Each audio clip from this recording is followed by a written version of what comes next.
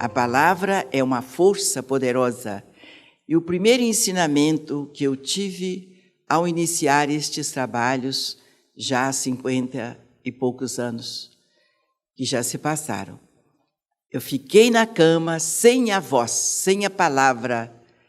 Eu podia pensar, sentir, mas não podia falar. Perdi a condição de falar, embora eu tivesse o som. Mas eu tinha que sinalizar aquilo que eu queria. E a espiritualidade é que veio me socorrer, porque a medicina da terra não soube explicar. Não encontravam razão para eu perder a condição de falar. E os mentores me informaram. É preciso aprender a usar a palavra em termos de filhos de Deus. Primeiro você contém a sua palavra, depois você vai pensar, vai sentir para falar o que é bom, o que é construtivo, o que é edificante. E eu não sabia que teria um trabalho com a palavra, um trabalho do Evangelho. E fiquei 4 meses sem poder falar, embora eu pudesse emitir som. Dentro disto, naturalmente, eu aprendi um pouco. Não consegui atender à espiritualidade superior, mas aprendi a usar a palavra para construir no bem.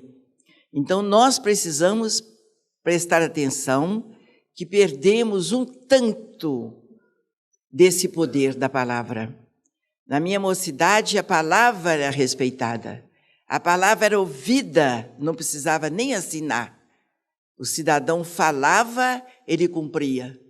A gente ouvia uma palavra de uma pessoa, senhor ou senhora, jovem ou não, podíamos confiar que ele ia trabalhar para cumprir.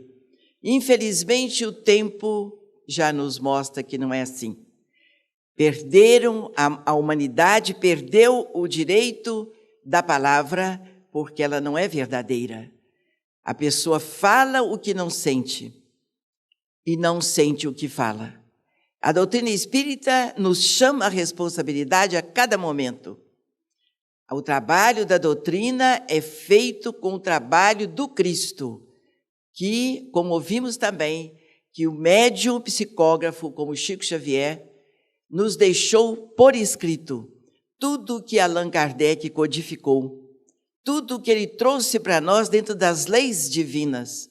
As leis do mundo são altamente falíveis, porque falíveis são os homens que a fazem. As leis de Deus são de amor, de justiça, de misericórdia e atravessam os tempos infinitamente, atravessa os tempos. O homem é que tem que se modificar para se adequar às leis de Deus, que são verdades que nos fazem felizes. O homem é infeliz porque ele não segue as leis de Deus. A humanidade está sofrendo por consequência das suas atitudes negativas, usando mal a palavra, naturalmente, antes já usou mau sentimento. E nós, então, temos este dever, nós, os estudantes da doutrina espírita, precisamos nos adequar à mensagem do Cristo. E a doutrina espírita é esta orientadora, esta luz que dissipa as trevas da nossa consciência, do nosso sentimento, ilumina os nossos caminhos, as nossas decisões, fazendo da nossa palavra um roteiro de vida digna para aqueles que nos ouvirem. E chegamos, então, à palavra que edifica. Agora vem os atos, as nossas obrigações com as nossas palavras. Obrigação que nós temos de ir trabalhando o nosso sentimento para cumprirmos, então, as leis de Deus a partir da palavra para a edificação, para o trabalho que realiza. Não temos mais direito de ficar só falando, nós temos que realizar. Está na hora de realizar o bem, aqui e ali e acolá, porque você está nessa dificuldade. Fala o que ouviu lá fora. Não fala aquilo que Deus intuiu a você. Nós todos somos médios, nós temos intuições, mas já que nós não conseguimos abranger este anseio de Jesus, que se deixou imolar numa cruz para deixar para nós o testemunho: amai-vos uns aos outros como eu vos amo.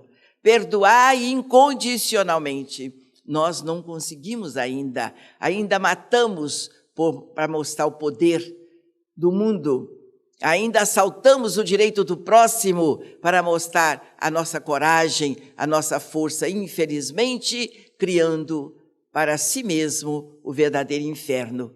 O inferno é criado por nós mesmos, como nós podemos criar o céu. E a doutrina espírita nos ensina a criar o nosso céu, a edificar a nossa felicidade a partir do íntimo, do sentimento que vai ser expressado pela palavra, pelas realizações. Então a doutrina espírita nos ensina a realizar o bem, de maneira que o bem é materializado. Você não sente porque não é edificado em sua alma, mas você vê o bem como peça material que você pode tocar, você enxerga, você pode também sentir.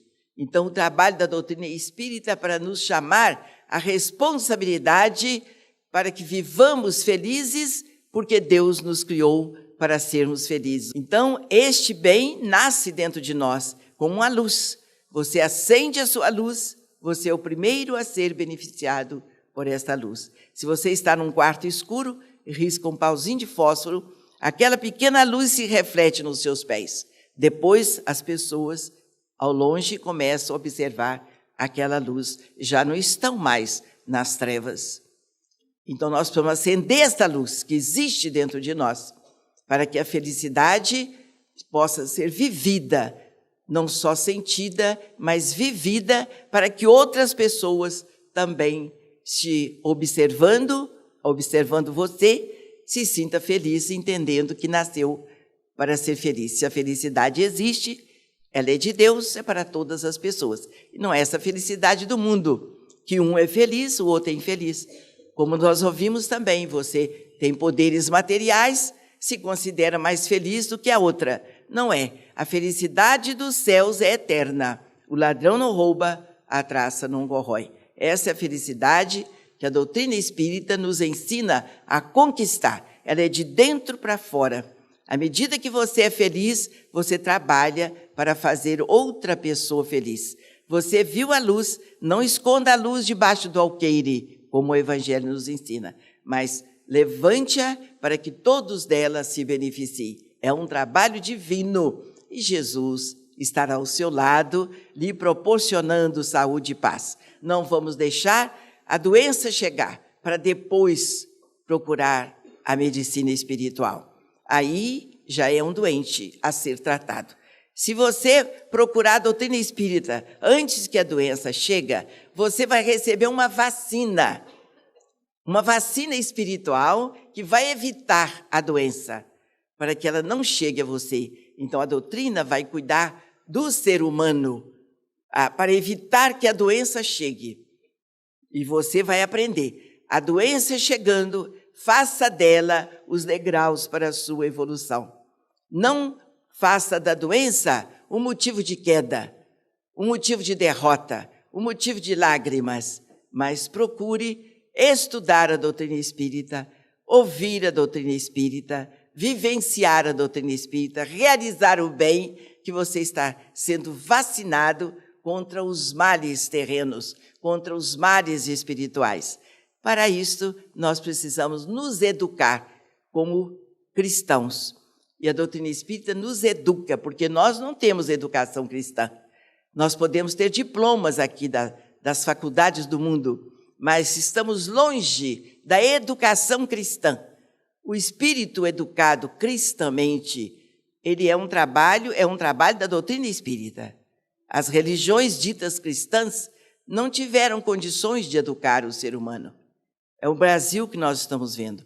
É o planeta que nós estamos vendo. Nós não temos disciplina, nós não sabemos amar o nosso próximo, nós não sabemos ajudar sem interesse material, nós não sabemos ser felizes com a felicidade do vizinho. Isso tudo é falta de educação espiritual. Então, o dono do corpo precisa se educar, ter disciplina cristã em todos os setores da vida, em todas as condições que você ocupe.